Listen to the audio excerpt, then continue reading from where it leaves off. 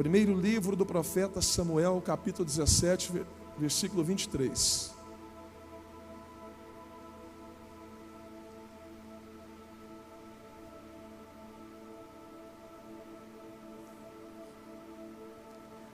Diz assim a Bíblia: e estando ele ainda falando com eles, eis que vinha subindo do exército dos filisteus um homem guerreiro, cujo nome era Golias, o filisteu de Gate, e falou conforme aquelas palavras, e Davi as ouviu.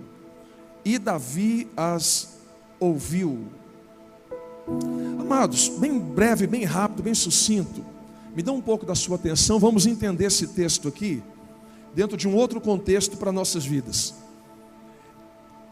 Davi está nos ensinando aqui, nos dando uma aula de como mudar o curso da história, como revoltar com a situação, como transformar o rumo de uma nação diante de uma realidade de opressão.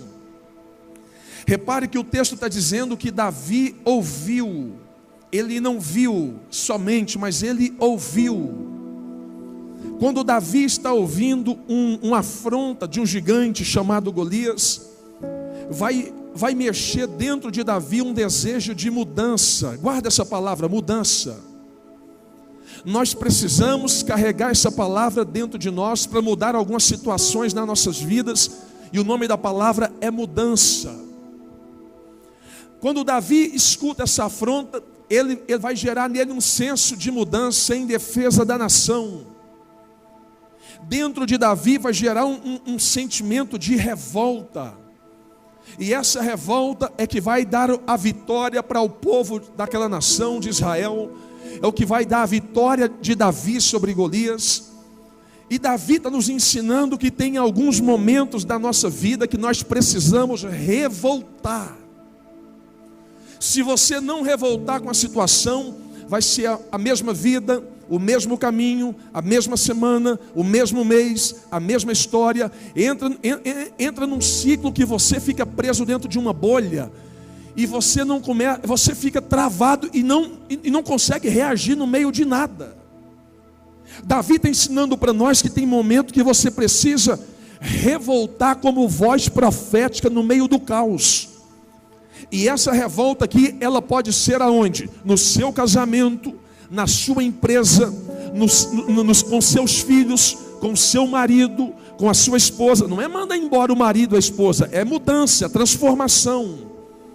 A mudança que Davi está ensinando para nós é um grito de mudança no meio do caos.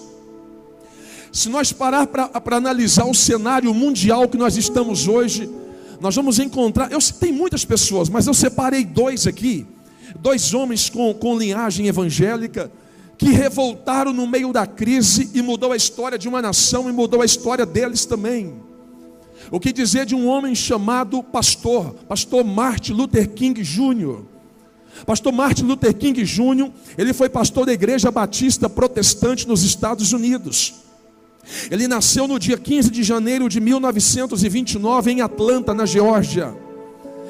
Era casado com a pastora Coreta, pai de 4 filhos. Mas o pastor Martin Luther King, ele começou a revoltar diante de um cenário que os Estados Unidos vinha passando, de uma opressão, de uma segregação racial, na época que ele vivia. E ele começou a andar e falava para as pessoas à sua volta: nós não podemos aceitar isso. Nós precisamos lutar por aquilo que nós queremos. Nós precisamos lutar por aquilo que nós precisamos. Martin Luther King começou a ser voz no meio do caos, defendendo uma causa com sentimento de desejo, de revolta e desejo de mudança. Até o dia 28 de agosto de 1963, quando Martin Luther King vai deixar marcado nos anais da história a grande marcha pela liberdade, a grande marcha pelo emprego, onde ele vai levar mais de 250 mil pessoas ao Memorial de Lincoln, em Washington, nos Estados Unidos. E durante 17 minutos, Martin Luther King, ele vai expressar o seu nível de revolta no meio do caos, no meio do cenário. Naquele dia havia preparado para ele um script, para ele ler, mas ele vai abrir mão do script, ele vai falar com a voz do coração.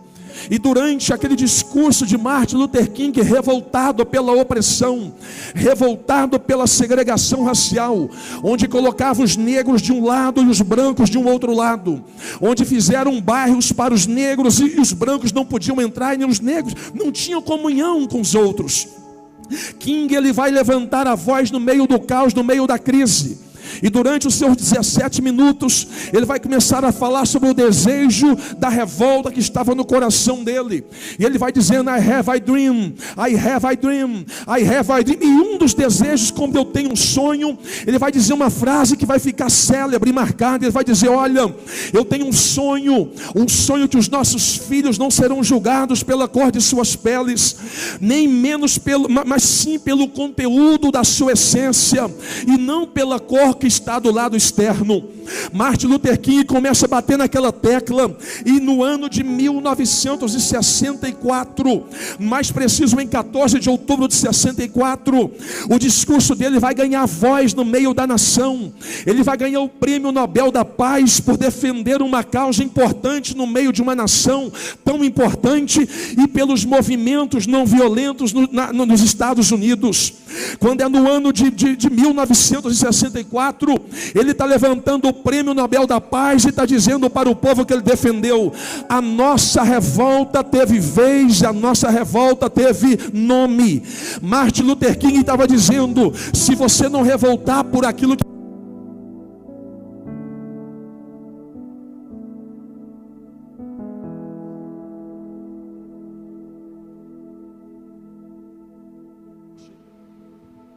Se você não revoltar por aquilo que você quer mudança, nada vai mudar na sua vida. É tão verdade que o ano de 1964, o discurso dele vai chegar em Washington, e o debate vai cair na mão dos deputados e senadores. Quando é no ano de 1967, a revolta daquele homem vai ganhar voz, e todos terão direito ao voto civil e ao voto igualitário naquela nação. A revolta de um homem vai gerar mudança dentro de uma nação. O que dizer de um outro homem já do outro lado, chamado Nelson Mandela? O ano é 1948. O regime é chamado de apartheid, vindo do vocábulo africano, que significa separação. Nelson Mandela começa a revoltar no meio da crise, no meio de um cenário.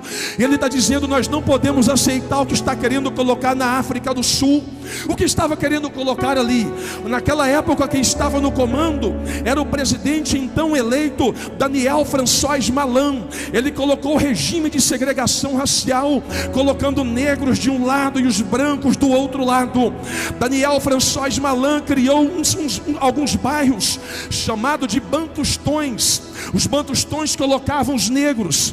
Se nascesse em uma casa um filho negro e um filho branco, o filho negro era levado para os bantustões, e o filho branco dividia a família por causa da cor da pele.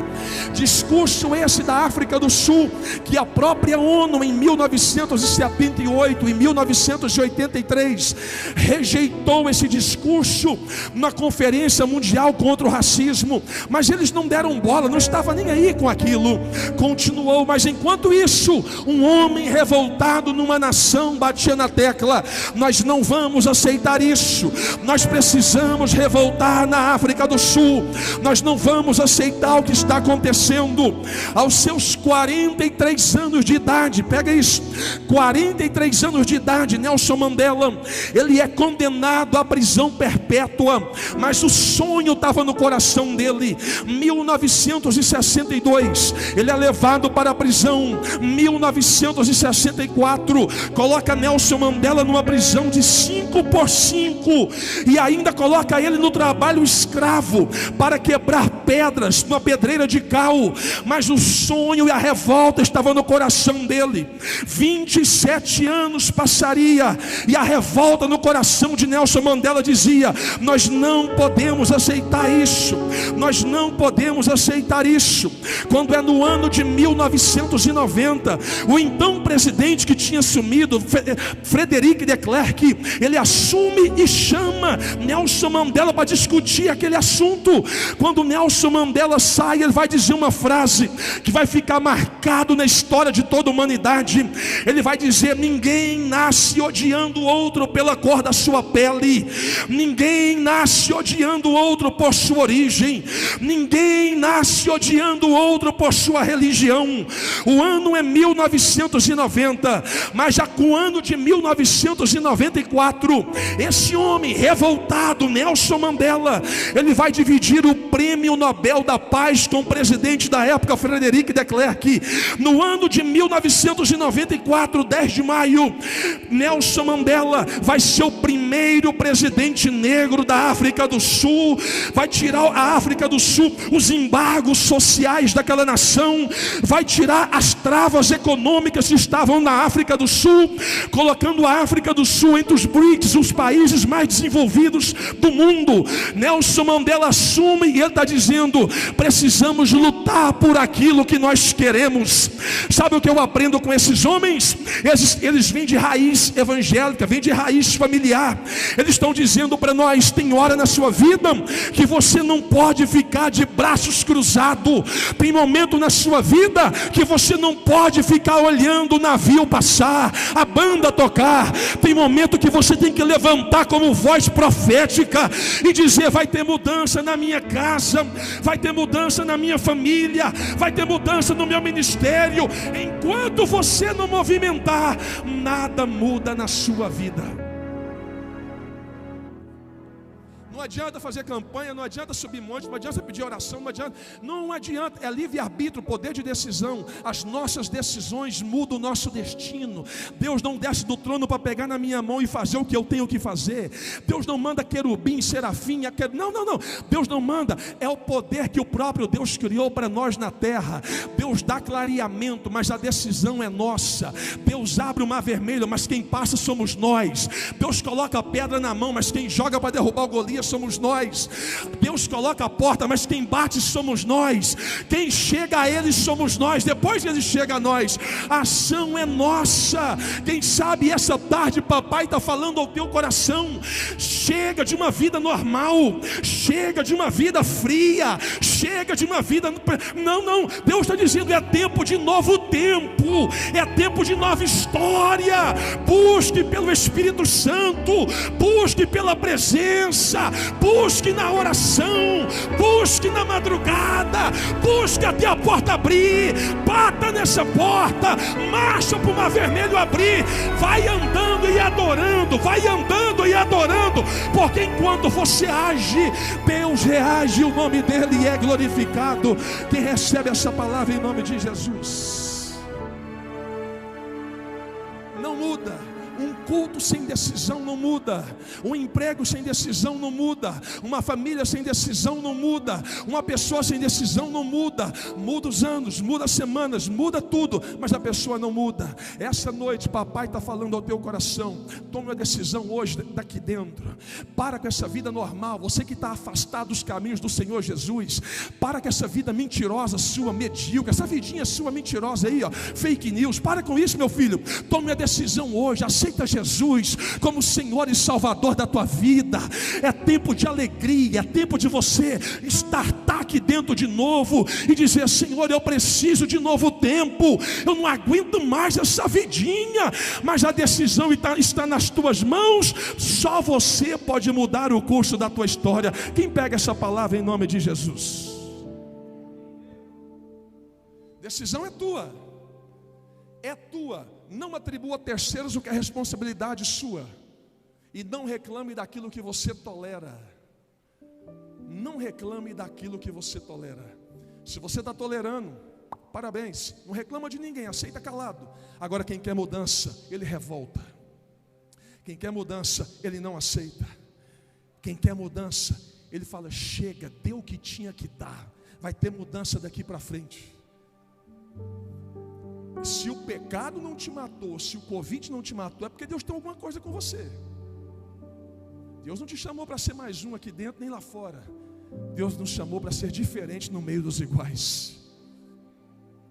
A mudança que o Brasil está precisando não vai vir de grandes políticos, de homens bonitos ou de mulheres lindas, não é isso. A mudança que o Brasil precisa vai vir de homens e mulheres que revoltam contra a situação que está vivendo e começa a levantar a voz no meio da crise e a dizer: Deus, eu creio que o Senhor pode mudar a minha vida, a minha casa, a minha família. Essa tarde eu finalizo deixando essa palavra para você. O que está faltando para você tomar uma decisão de mudança?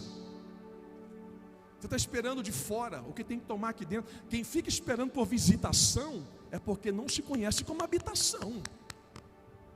Se você se conhece como habitação, você não fica esperando, não, bajulação, não. Nós precisamos tomar uma decisão. Ser o melhor crente. Pastor, eu já oro 10 horas, vamos orar 15. Eu já jejuo 2 vezes por semana, vamos jejuar 5. É aumentar. Quem contenta com aquilo que tem, cai numa zona de conforto. Ainda tem tempo, o ano não acabou, o ano nem terminou. Deus pode fazer uma reviravolta. E Deus está falando ao teu coração nessa noite. Quem sabe eu vim pregar, irmãos, para 1, para 2 ou para 3 pessoas. Mas a palavra é para você. Se você está no Brasil, se você está em Goiânia, é porque Deus tem mudança para a sua vida nessa tarde, em nome de Jesus. E se Deus tem, então é tempo de você levantar, é tempo de você gritar, é tempo de você levantar a voz. É tempo de você olhar para dentro. A melhor visão que nós precisamos ter não é a visão externa, é a visão introspectiva, é a visão interna. Porque cada vista, na verdade, cada ponto de vista é a vista de um ponto. É muito subjetivo. A bandeira pode ser azul e verde para mim, para você ela pode ser amarela, branca e verde. É muito subjetivo no externo. A mudança que eu preciso tem que ser interna. Se eu não mudar primeiro no mundo, você nunca. Quem sabe o que papai está falando para você é o seguinte: chega de ser normal, chega de ser mais um, chega de ser, não, para com isso. Papai dizendo: vamos para cima, é tempo de novo tempo, é tempo. Fica em pé comigo, fica de pé comigo adorando, fica em pé comigo adorando. Deus está falando ao teu coração: eu tenho para te dar o que os céus está reservado. Oh glória, você pode levantar sua mão e adorar por um momento. Eu vou glória.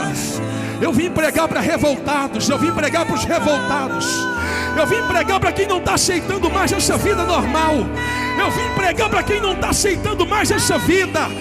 Chega com essa tristeza, sai tristeza, sai frieza, sai depressão, sai desânimo, sai macumbaria, sai feitiçaria, sai opressão, sai todo mal em nome de Jesus. O Brasil é uma terra abençoada, Goiânia é uma terra abençoada. Nós profetizamos. Feche teus olhos e ore por um momento.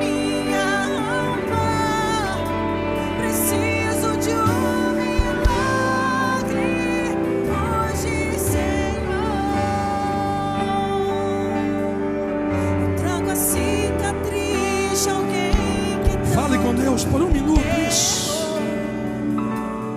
Mas tentou acertar. Nós tentamos. Eu tentei acertar. Sei que hoje é o meu dia. Isso. Isso. Vem, Vini. Vem. Isso. Bora. Isso.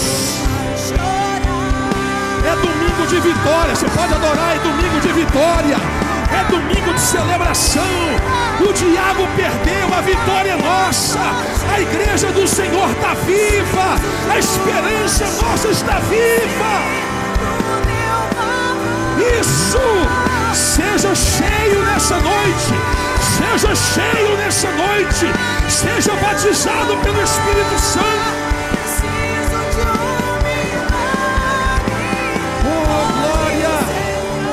Levanta sua mão para o céu comigo. Levanta sua mão para o céu. Mas com autoridade. Voz de domingo de vitória. Voz de domingo de campeão. Levanta sua mão para o céu comigo. Diga comigo assim, ó: eu creio. Não, irmãos, é bem forte. Diga assim, ó: eu creio. A minha semana será de milagres. Diga assim, ó: eu creio. O meu país, a minha cidade, o meu bairro, a minha casa é do Senhor Jesus. Se você crê nisso, dá uma salva de palmas bem forte. Se você pode, aplaude adorando, aplaude adorando.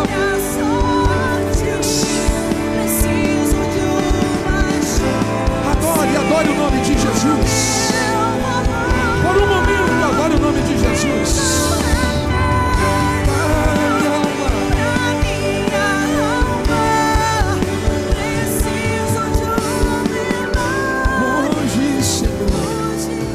Olhe para mim, ainda de pé, não senta ninguém, já vou devolver o microfone. Cadê você? Cadê você? Cadê você que não é evangélico ou está afastado e tem que renovar sua aliança hoje? Você que era e não é mais. Você que veio a convite de alguém e precisa mudar sua vida hoje. Não é amanhã, é hoje. O Espírito Santo está dizendo ao teu coração: